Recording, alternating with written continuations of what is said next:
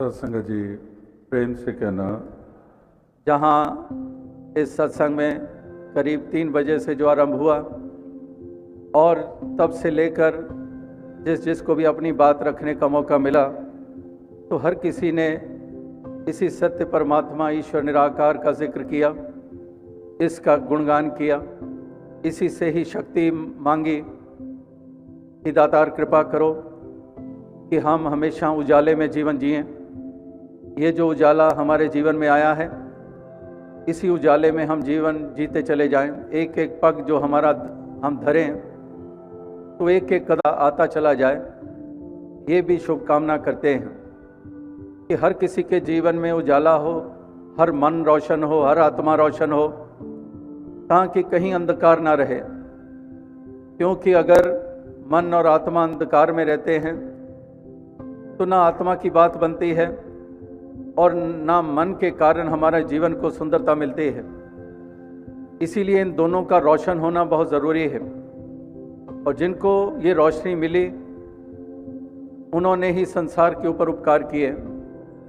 जैसे एक जगा हुआ दीपक होता है और बाकी बुझे हुए दीपक होते हैं, तो जगा हुआ दीपक खुद तो रोशन होता ही है, कि भी लौ जो है वो प्रज्वलित कर देता है, उसमें भी रोशनी स्थापित हो जाती है।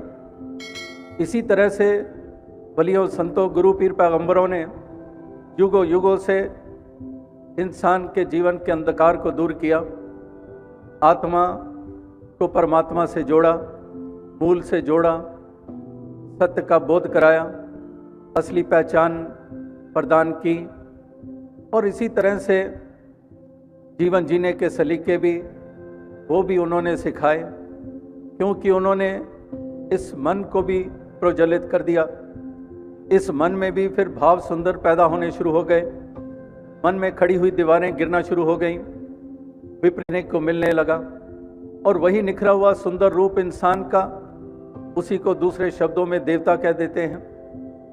तो इस तरह से ये देवत्व ये कितनों के जीवन में आता चला गया और उन्हीं से प्रेरणा लेने के लिए भक्तजन, महापुरुष, संतजन ये लगातार ये अपने पैगाम देते चले जा रहे हैं, ये उपकार करते चले जा रहे हैं। महापुरुषों भक्तों के पैगाम को अक्सर हर कोई नहीं समझ पाता है। अगर हर कोई इसको समझ पाता तो जो ऐसे सच के मार्ग पर चलने वाले, हर किसी के जीवन में रोशनी लाने वाले, उनके ऊपर भी फिर जुल्म ना